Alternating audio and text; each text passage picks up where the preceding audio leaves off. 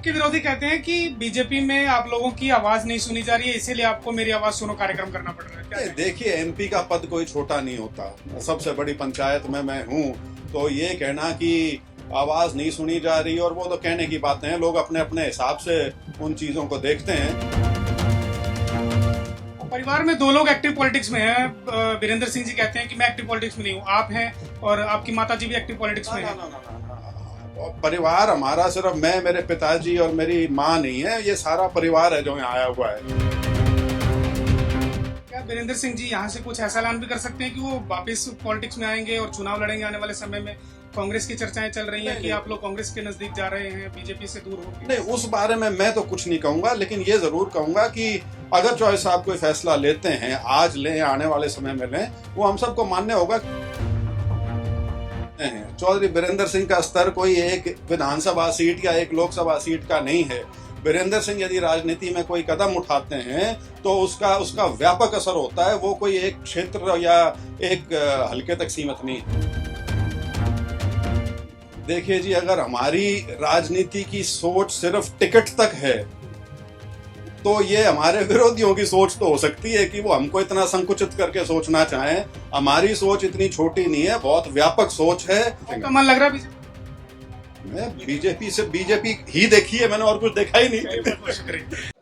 चौधरी वीरेंद्र सिंह मेरी आवाज सुनो नाम का एक कार्यक्रम कर रहे हैं और जींद के एकलव्य स्टेडियम में ये कार्यक्रम हो रहा है। इस समय हमारे साथ सांसद ब्रजेंद्र सिंह मौजूद हैं। ब्रजेंद्र जी, किस तरह से इस कार्यक्रम को देखते हैं और क्या माना जाए कि क्या बड़े फैसले यहाँ से आज हो सकते हैं? नहीं, देखिए, पहली चीज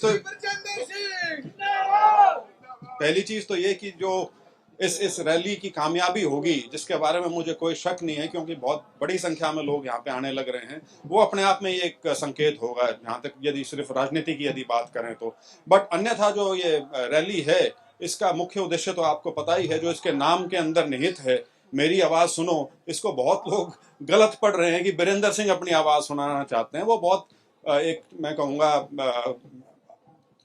बड़ी सोच रखनी चाहिए आदमी को जब इस तरह की बात करें।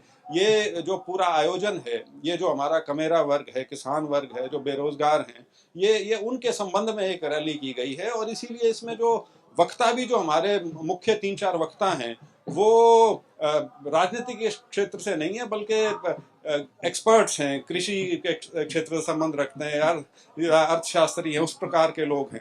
तो मुख्य वो है। लेकिन हाँ, ये चीज मैं हमेशा कहता रहा हूं कि राजनीतिक व्यक्ति यदि कोई जनसभा करता है तो राजनीति तो होगी उसकी।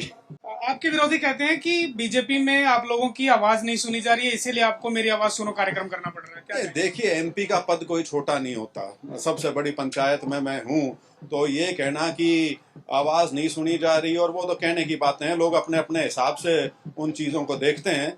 लेकिन हाँ, ये जरूर है कि अब हम इलेक्शन के आखिरी वर्ष में आ गए हैं, तो बड़ी स्वाभाविक सी चीज है, एक सक्रियता लाना बहुत जरूरी है। और खास तौर पे जो हमारे जितने साथी हैं, जो आप बात कह रहे हैं, शायद उनको ये लगता हो कि कुछ समय से क्या बोलें, कोई ठहराव सा आ गया था, तो उसको हिलाने की भी बात है। परिवार में दो लोग एक्टिव पॉलिटिक्स में हैं। वीरेंद्र सिंह जी कहते हैं कि मैं एक्टिव पॉलिटिक्स में नहीं हूँ, आप हैं और आपकी माताजी भी एक्टिव पॉलिटिक्स में हैं। परिवार हमारा सिर्फ मैं, मेरे पिताजी और मेरी माँ नहीं है, ये सारा परिवार है जो यहाँ आया हुआ है। ये सारा चौधरी वीरेंद्र सिंह का परिवार है। और वीरेंद्र सिंह जी सिर्फ इलेक्शन की पॉलिटिक्स के बारे में कहते थे। उन्होंने ये कभी नहीं कहा कि मैं पॉलिटिक्स से रिटायर हो रहा हूँ। वो तो 24/7 जिसको बोलते हैं, हफ्ते के 7 दिन 24 घंटे राजनीति सोचने वाले व्यक्ति हैं। लोगों का भला किस तरह हो सके, किस तरह से लोगों का काम हो सके, वो तो उस टाइप के व्यक्ति हैं। तो वो तो उनकी तो संजीवनी इसी चीज में है कि हमेशा लोगों के साथ, लोगों के बीच और राजनीतिक क्षेत्र जो है उसके अंदर रहें। तो क्या वीरेंद्र सिंह जी यहाँ से कुछ ऐसा ऐलान भी कर सकते हैं कि वो वापस पॉलिटिक्स में आएंगे और चुनाव लड़ेंगे आने वाले समय में? कांग्रेस की चर्चाएं चल रही हैं कि आप लोग कांग्रेस के नजदीक जा रहे हैं, बीजेपी से दूर होंगे। नहीं, उस बारे में मैं तो कुछ नहीं कहूंगा, लेकिन ये जरूर कहूंगा कि अगर चौधरी साहब कोई फैसला लेते हैं, आज लें या आने वाले समय में लें, वो हम सबको मान्य होगा। क्योंकि यहाँ जो लोग आए हुए हैं, ये किसी पार्टी विशेष के लोग नहीं हैं, ये किसी झंडे या किसी चुनाव चिन्ह के नीचे नहीं आए हुए। ये सारे वो लोग हैं जिनकी आस्था और जिनका प्रेम जो है वो चौधरी साहब में है, और उस नाते ये सब आए हैं। तो ये सब वो लोग साथी हैं इनकी सुनी जाएगी और उसके बाद जो भी फैसला होगा, चॉइस साहब जो भी फैसला लेंगे वो सबको मान्य होगा। तीसरी पीढ़ी भी अब सामने आज स्टेज पे आपके बेटे भी आए थे। वो क्योंकि इतना बड़ा आयोजन बहुत सालों बाद किया जा रहा है, तो वो बच्चा है, फर्स्ट ईयर कॉलेज में है, फिलहाल उसमें किसी प्रकार का आप राजनीतिक मायने ना देखें, वो तो रौनक मेला देखने आया है। क्या उचाना और हिसार में आप लोगों की दावेदारी इसके बाद और मजबूत होगी, आप कैसे देखते हैं? क्योंकि हिसार लोकसभा सीट को लेकर के पेच फंस रहा है। देखिए, ये पेच फंसना और नहीं फंसना ये छोटी चीजें हैं। चौधरी बीरेंद्र सिंह का स्तर कोई एक विधानसभा सीट या एक लोकसभा सीट का नहीं है। बीरेंद्र सिंह यदि राजनीति में कोई कदम उठाते हैं तो उसका व्यापक असर होता है, वो कोई एक क्षेत्र या एक हल्के तक सीमित नहीं। तो एक कहा यह जा रहा है कि इस रैली के जरिए प्रेशर टैक्टिक्स किया जा रहा है बीजेपी के ऊपर कि बचे हुए समय में आपको मिनिस्ट्री पद पर पहुंचाया जाए, या कम से कम हिसार सीट के लिए अगली बार से फिर से आपको अगली बार कंटिन्यू किया जाए। देखिए जी, अगर हमारी राजनीति की सोच सिर्फ टिकट तक है तो ये हमारे विरोधियों की सोच तो हो सकती है कि वो हमको इतना संकुचित करके सोचना चाहें।